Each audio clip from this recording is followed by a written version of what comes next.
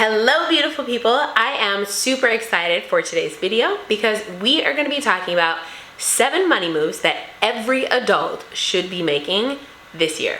Actually, they should just be making them in general to set themselves up for success, but definitely this year.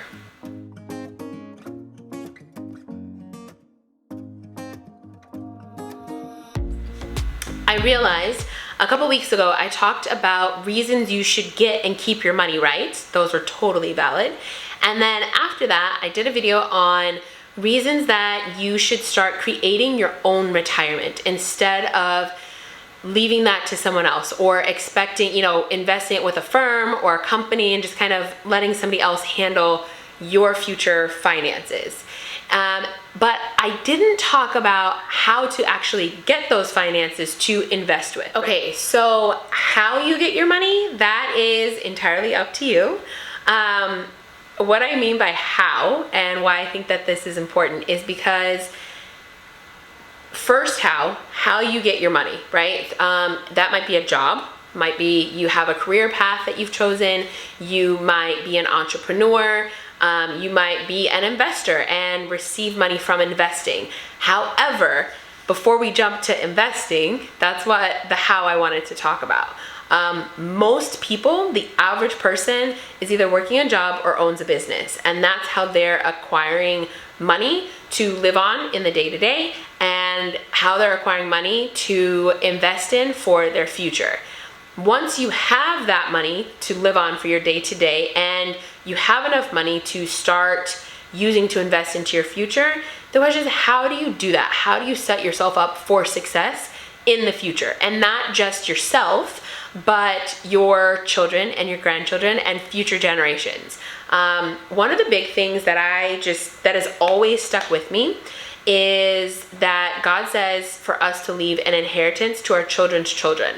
So it's not just that we live well or that we set our children up for success, but that we set things up in a way that our children's children have the success that we've worked really hard for.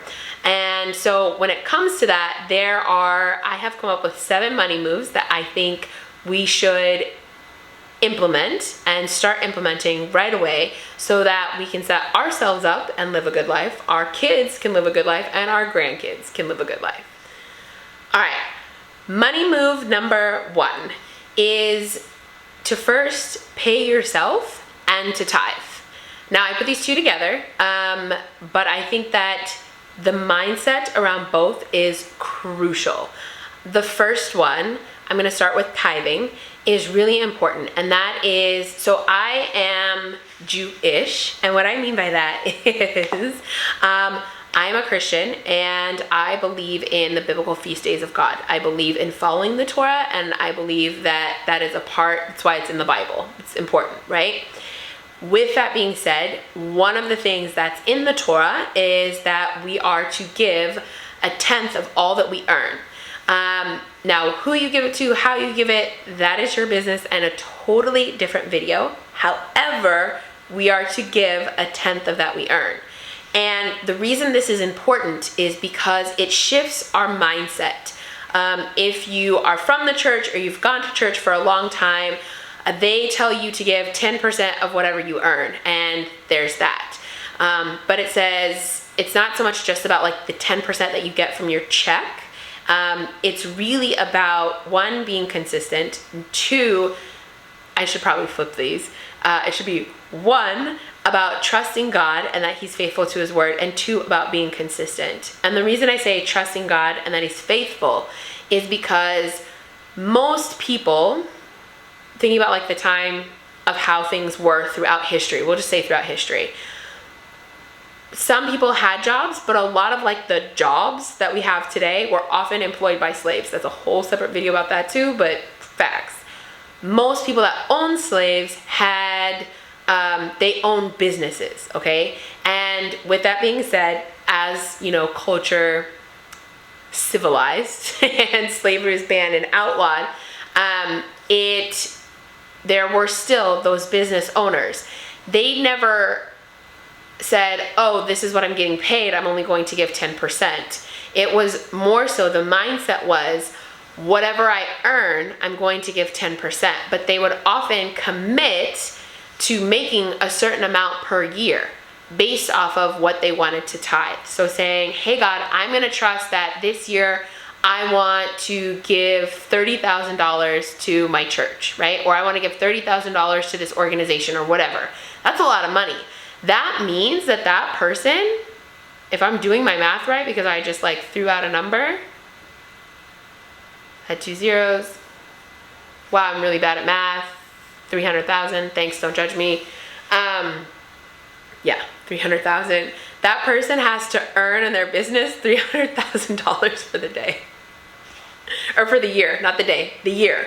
And they have to, in making that commitment, they're giving God their first 10%, and they're trusting that He's going to deliver the other 90%. And so it's a mindset shift.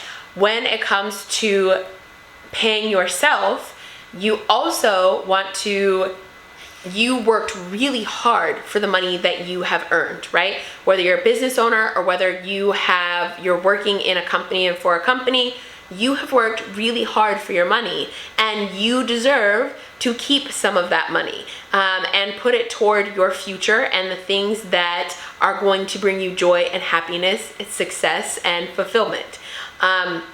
With that being said, the amount that you give is totally up to you in relation to yourself. So if you want to pay yourself 5%, 20%, whatever, there should be a portion of what you earn that goes back to you, and a portion that you earn that should go toward giving. The second money move that every adult should make is to tell your money where to go and what to do. This is really important because if you don't, oftentimes money just like trickles away like a cute little stream, and it's sad, right? A lot of times when people are like, I don't know where my money went, or I just got paid and I need more money and I don't know what happened, I never seem to have enough, or there's always a hole in my pocket. That's not actually true. Those are just things that people say and phrases that we understand. But what is actually happening is that instead of us telling our money where to go and us being intentional with the direction and the things that we're doing in our life, we often, those people, sorry guys, but those people that have a hole in their pocket, or they just don't ever have enough money because it just seems to go so fast, instead they let their feelings and emotions tell them what to do with their money, instead of them telling their feelings and emotions what they're going to do with their money for their future. It's kind of crazy. Anyway, the point is budget. Budget is, I think for some people, it like, ooh, budget, it restricts me. And it does, but it doesn't. Budgeting doesn't actually restrict you from having the freedom to do the things that you want to do. Maybe you're a giver and you love giving money to different organizations and people and helping people. When you budget, you put money aside specifically for that, so that you have the freedom to give to whoever you want to, whenever you want to. And especially if you're a person that you're like, I really love this cause, then you know for sure that this cause is going to benefit from the money you give them because you put it in your budget. A lot of times people don't like budgeting because it's scary. It tends to bring a light to what is actually happening financially. I have totally been there myself, and I mean, recently, like in denial, I am not looking, I know I have enough money to pay my bills, right? It was a hard time. It can be scary and daunting and kind of overwhelming. And it's true, but when you budget and you face that fear head on, even when you don't have enough money to cover your bills, you end up being more empowered because you know what you need to do to make changes to have more money to cover your bills. And that might be getting a different job. That might be getting a second job. That might be doing a few side hustles. Whatever it is, it helps to bring actually more peace, and it helps to lower the anxiety, lower the stress, and just, I promise you there is a lot more power in budgeting than not. The next thing is going to be to track your spending. what you focus on expands. And when you track where your money goes, you are able to see what, like, you're able to make sure that it's going in the right places. And that's what's important. It's so important because once we have our budget, we know where we want it to go. However, and I'm guilty of this, I mean, I am a shopper, okay? I'm an emotional shopper. Oh, man, I'll tell you, this is a first world problem and definitely an American thing. That is I. But I shop, okay? I shop when I'm happy, I shop when I'm sad, I shop when I'm depressed, I shop just to shop because I'm like, ooh, I have a free afternoon. I like to shop. I mean, let me tell you guys, when I am going through it, I press into God and I shop. And that is really hard when you don't have any money or really hard when you are focused on a very specific goal and are being very intentional. And it is very easy to just let your money go where it goes. To prevent that from happening. And for me, it's shopping, right? And for other people, it might be experiences, it might be food, it might be being able to enjoy simple luxuries in life. Everybody kind of has their thing where they're like, it's fine, you're willing to spend the money in those areas. And that's not a bad thing when you have the money for that. But if you do it frivolously, if you create a budget, but you don't stick to it and you just do what you want, that's a problem. You know that you're sticking to your budget when you actually track your spending. That's the point. The next money move that every adult should be making is to establish an emergency fund. Absolutely crucial. Now, there are plenty of financial advisors out there. I am not one. Everybody will have their own thresholds when it comes to how much their emergency fund should be. Like I was saying, there are plenty of financial advisors out there who will tell you a set amount. Dave Ramsey is really famous for saying $1,000 emergency fund. I totally don't blame him. It is a great start. There are other people that are going to tell you you need to have a year's worth of living expenses and that's your emergency fund. The truth is, I think it comes incrementally. Personally, I established my emergency fund incrementally. And what that was is I started off with the $1,000 and then I added to that so that I have a nice little safety net and I can breathe and I don't panic. And the reason that you establish an emergency fund is for an emergency. Now, that emergency could come and look like you need 4 brand new tires on your car. That emergency could come, you were let go from your job and now you have a 3-month, a 6-month, a year cushion where you can like breathe and not panic, right? If you're living check to check or if you're living like real close to the wire, that can be very daunting. It causes stress, anxiety, it sucks. Don't do that. Been there, done that, not a fan. The best thing, one of the best things that you can do is have that emergency fund tucked away and there when you need it.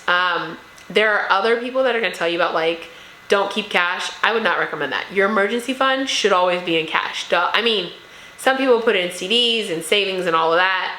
That's another video for another day. But the important thing is to have quick, easy access to this money in case of an emergency, because in an emergency, you gotta move, right? The next financial move that every adult should be making is to increase your income. And when I say increase your income, I mean actually increase your income streams. So a lot of times, we work and we have our job, we have our career, and we're like, oh, I want to get a pay raise. And if you work for a good company, every year they should be giving you a pay raise. That's nice. But the truth is, and I think we see it very evidently in 2023, is that there are some businesses that are thriving. There are other businesses that are collapsing. The economy is a hot mess right now. And not just here in the United States, but globally. And the best thing that we can do is really take into our own hands our financial future. And that means having multiple streams of income. There are several different ways that each person can go about doing it. And my advice is to find something that resonates with you. That might be having an online store on Etsy. That might mean having your own, creating digital products and selling them through your own website. That might mean investing, and the things that you invest in produce a monthly dividend. So you are living off of the earnings from your investment. For other people, that might be something more tangible, like real estate. It all depends on what works for you. But it might be starting your own business. Whatever it is, the point is begin establishing a second, a third, a fourth stream of income so that you are not receiving all of your income, all of your finances from one resource. Diversify. That's what you should do. Diversify your income streams. The next money move is to educate yourself on investments. This covers a range of things. This can be from stocks and bonds and mutual funds to insurance policies, commodities, gold, silver. There are so many different things that we can invest in individually, whether we establish a trust or a corporation or a small business, an LLC, whatever it might be. There are so many things that we can invest in and that are going to pay us back, right? And not just pay us back only in the immediate, but also in the future. And it's really important that we invest, that we educate ourselves on the things that we want to invest in. If we don't, it's very easy for us to get swindled and duped and sold the dream, like the pie in the sky. This is absolutely epic and amazing. You're gonna make money so quick, get rich quick schemes, all sorts of stuff like that. People fall into that because they're ignorant and they don't know how a particular industry works, or they don't understand the interworkings of certain fields, which is fine. But to avoid that from happening, educate yourself. When you're educated, you're no longer ignorant. All right, the final money move that every adult should be making is to educate yourself on taxes. I know a lot of people are like, ugh, seriously, taxes, they're so boring. Yes and no. Taxes are boring if you sit down in a classroom and they're just like, this is this tax law, this is this tax law, womp, womp, womp, womp, womp. It's very different once you have, whatever your amount of money that you need to live for a year in the bank. Or if you're making, let's say you're making $60, $70, $80, $100,000 in a year. That's a big chunk of money. And as an employee, depending on the state that you're in, you're paying anywhere from 22 to 27% in tax. That's crazy. But there are ways that you can still be an employee and pay lower, like 16% in tax. But it's just not widely known. It's totally legal. It's actually written in the tax code and it's totally acceptable. So a lot of it comes from different deductions that people can take that they just leave on the table, which is why it's important that we educate ourselves. It's also important to, when we start having multiple streams of income, the type of businesses we set up, where we set them up. Some people might only set up a company here in this country, but others might set up a company in a different country based on the tax incentives. So it's really important that we educate ourselves, because when we're educated, knowledge is power, but the truth is applied knowledge is power. And the best things that we can do for ourselves and future generations is to empower ourselves through education. I feel like that was a lot and kind of a mouthful, but I hope you enjoyed it and that you found it very useful. I appreciate you guys watching to the end of the video. If you haven't, please hit the like and subscribe button down below, and I will see you in the next video. Auf Wiedersehen.